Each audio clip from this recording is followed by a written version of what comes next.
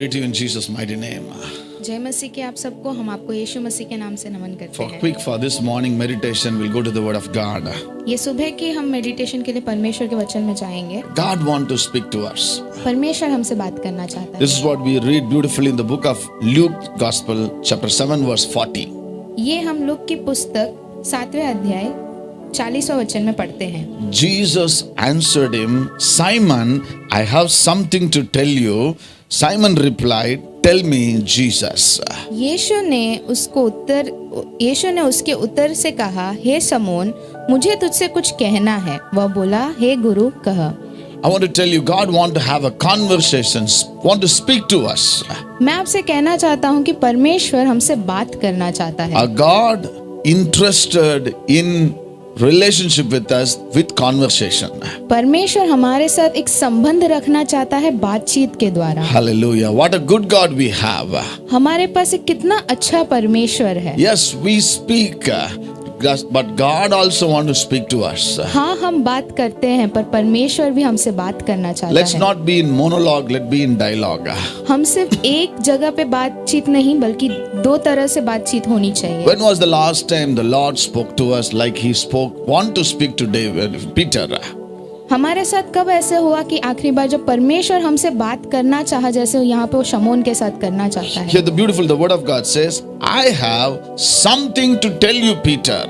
यहाँ पे परमेश्वर का वचन बहुत सुंदर तरीके से कहता है, हे शमौन, मुझे तुझसे कुछ कहना है। I want to tell you something. मैं तुझसे कुछ कहना चाहता In हूँ। spite of having all other 11 disciples and thousands of people around him, he selectively want to say something to Simon. 11 चेलों के आसपास होने के बावजूद भी, हजारों लोगों के आसपास होने के बावजूद भी वो शमौन से बात करना चाहते हैं। I want to talk to you. मैं तुझसे कुछ कहना This चाहता हूँ। morning I want to tell you, give him the permission.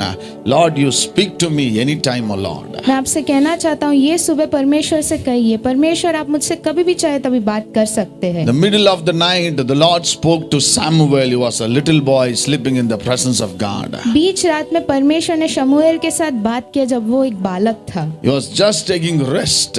The night God called him, Samuel, Samuel, Samuel. वो आराम कर रहा था। वो रात को परमेश्वर शमूएल को बुलाता है, शमूएल, शमूएल, शमूएल। And the Lord spoke to Abraham while he was about to sacrifice his one and only son. परमेश्वर ने अब्राहम के साथ बात किया जब वो अपने इकलौते पुत्र को बलिदान करने वाला था। Between the neck and the knife, he heard the voice of God.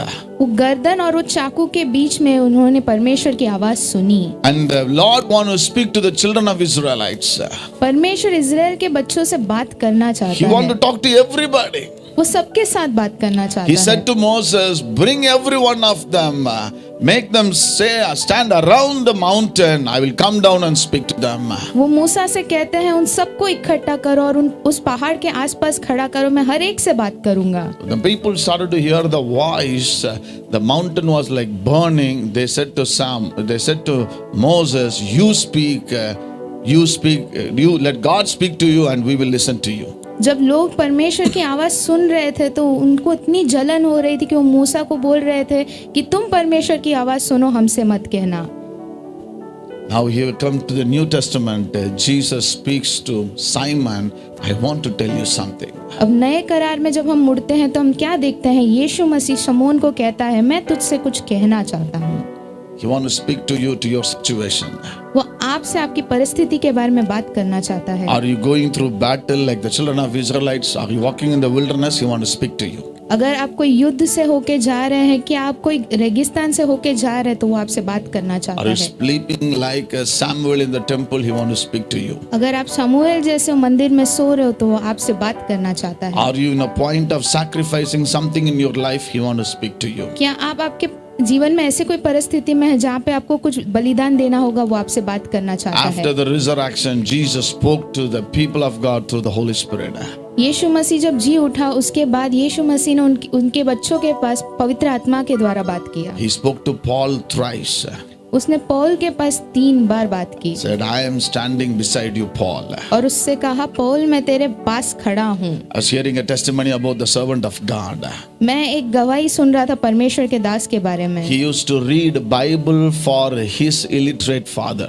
वो उनके पिता के लिए जो पढ़ना लिखना नहीं जानते थे उनके लिए बाइबल पढ़ते थे। If he reads, his daddy will give him 10 rupees. जब वो पढ़ते थे तो उनके पिता उनको 10 रुपए देते He थे। will reading it for his father daily just for the 10 rupees. वो उनके पिता के लिए रोज पढ़ते थे सिर्फ वो 10 रुपए के He will लिए। get the 10 rupees and he will live a worldly life.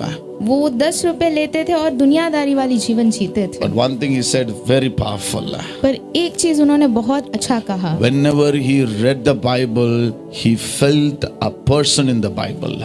जब भी वो बाइबल को पढ़ते थे तब वो एक व्यक्ति को अनुभव करते थे बाइबल में। Hallelujah. When you read the Bible, the author is with you, speaking to you. जब भी आप बाइबल को पढ़ते हो तो इसका लिखने वाला आपके साथ है। So here, the Lord want to speak to Simon. He want to change his life. तो यहाँ परमेश्वर शमौन के साथ बात करना चाहता है और उसका जीवन बदलना चाहता He है। was saying, two men, verse 41 says, two men owed money to certain money lender. One owed him 500 denarii and the other 50. And he was talking about lending the money and how much they struggled. यहाँ 41 वचन में हम पढ़ते हैं, किसी महाजन के 2 देनदार थे, एक 500 और दूसरा 50 देनार का था। Neither of them could not able to repay. इन दोनों में से कोई भी उसको पैसे वापस नहीं दे सके थे। And the lender, the person forgiven. जो महाजन था उसने उनको माफ कर दिया। And Jesus asked, this is the question, who would be grateful to the person? यीशु मसीह ने यही सवाल पूछा कि उससे कौन ज्यादा प्रिय था। Then Peter said, whom forgiven more, will be grateful more. शमौन ने उसको उत्तर दिया, जिसको ज्यादा क्षमा हुई है वो उससे ज्यादा प्रेम करता है। That is what the Lord want to tell to Peter. वही यीशु शमौन से कहना चाहता था, Whose sins are forgiven more, loves Jesus more. जिसके पाप ज्यादा क्षमा हुए हैं वो यीशु को उतना ही प्रेम This करता was verse है। 47. Luke the Gospel chapter 7 verse 47 says, therefore I tell you, our many sins have been forgiven as our great love has shown, but whosoever has been forgiven little loves little. This is what Jesus want to tell to Peter. Look 7:47 में हम पढ़ते हैं, इसीलिए मैं तुमसे कहता हूँ कि जिसके पाप जो बहुत थे क्षमा हुए, इसीलिए इससे बहुत प्रेम किया, पर जिसका थोड़ा क्षमा हुआ है वह थोड़ा प्रेम करता है। I want to tell you this, Peter. मैं ये तुमसे कहना चाहता हूँ शमौन, Let's listen to him. हम उसकी बात सुनते हैं। Very often we live in a world full of judgmental. कई बार हम ऐसी दुनिया में जीते हैं जो हमको बहुत सारे बात में जज करती है। Let us not speak like others speak. हमें दूसरों के जैसे बात Hallelujah. नहीं करनी है। Come on, church, friends. If we speak like others speak, Jesus will not speak to us. अगर हम दूसरों के जैसे बात करेंगे तो यीशु हमसे बात नहीं कर पाएगा। Listen to Jesus and speak, our words will be different. यीशु मसीह की बात सुने और बोले तो हमारे शब्द अलग I होंगे। repeat this one. Listen to Jesus and speak, our words will be different. ये मैं वापस कहना चाहूंगा, यीशु को सुने और बोले तो आपके शब्द अलग होंगे। Every day morning, make sure you listen to him and leave your house. हर सुबह जब आप आपके घर को छोड़ते हो तो उनकी बात सुनकर निकलें। That's why when we don't listen to him, we keep listening to others, we feel hurt, pain, discouraged. इसीलिए जब हम उसकी बात नहीं सुनते और दूसरों की बात सुनते हैं तो हमको बहुत बुरा लगता है, हमको बहुत घाव होते हैं। Try this. After listening to Jesus, no one's word will topple you. आजमा के देखिए, जब आप उनकी बात सुनोगे तो किसी और का शब्द आप पे हावी नहीं होगा। Without listening to Jesus, even your own words will topple you. अगर यीशु मसीह की बात आप नहीं सुनते तो आपके खुद के शब्द आप पे हावी होंगे। Peter, Simon, I have something to tell you. पतरस, शमौन, मैं तुझसे कुछ कहना चाहता हूँ। Jesus want to speak to us also. यीशु हमसे भी बात करना Want चाहता to है। speak to the situation that you are in. You want to speak to the situation where people are living.